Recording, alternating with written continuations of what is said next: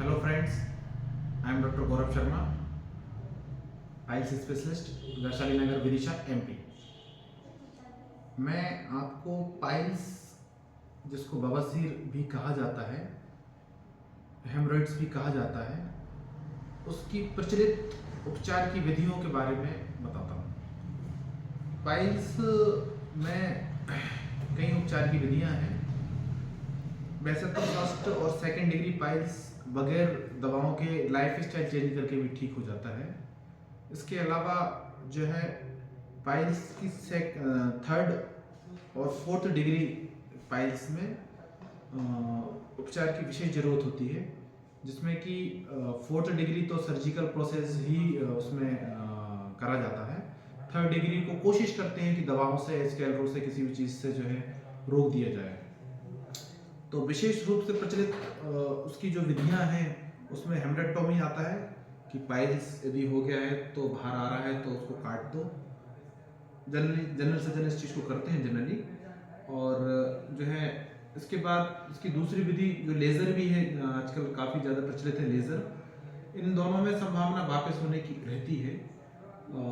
इसकी एक जो सबसे मस्ट जो मैं करता हूँ, क्षार सूत्र, एक वो भी विधि है। क्षार सूत्र में क्या होता है कि जो है उसमें सर्जिकल थ्रेड, मेडिकेटेड आयुर्वेदिक दवाओं का थ्रेड रहता है।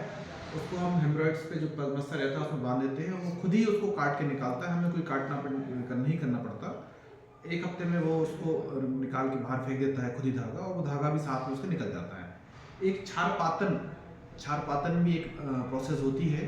बहुत कम लोग उसको करते हैं, हम उसको करते हैं, लेकिन तो उसमें भी ऐसा होता है कि सेकंड और थर्ड डिग्री पाइल्स में पाइल्स वाली जगह पर एक आयुर्वेदिक दवाई लगा दी जाती है, जिससे कि वो जगह वहीं की छुट जाती है और पाइल्स के मस्से सूख जाते हैं। स्कैलरो, जिसको इंजेक्शन लगाना भी कहा जाता है, वो भी एक प्रचलित विधि है, लेकिन उसके सक्सेस रेट काफ़ी कम है और कुछ उसका नुकसान शरीर के लिए है। तो मैं उसको लगाने के लिए लोगों को एडवाइस नहीं देता हूँ ना। मैं लगाता हूँ, पहले मैं लगाता था, लेकिन मैंने देखा कि कुछ लोगों को इनसे दिक्कत हो रही है, तो मैंने उसको अभी लोगों को बताया है कि इससे नुकसान होगा तो आप ना लगवाएं, ज़्यादा अच्छा। फिर भी कोई पेशेंट यदि फोर्स करता है तो अपन उसको लगाते हैं वो भी। स्कैलरो में क्या होता है कि जो है पाइल्स जो रहता है, हमारा नस पे, वेंस पे एक उभार होता है, तो उसमें ही इंजेक्शन, एक 2-3 तरह के इंजेक्शन आते हैं, वो पुश कर दिया जाता है सुपरफिशियली, तो उससे भी मस्सा वहीं पर झड़ जाता है।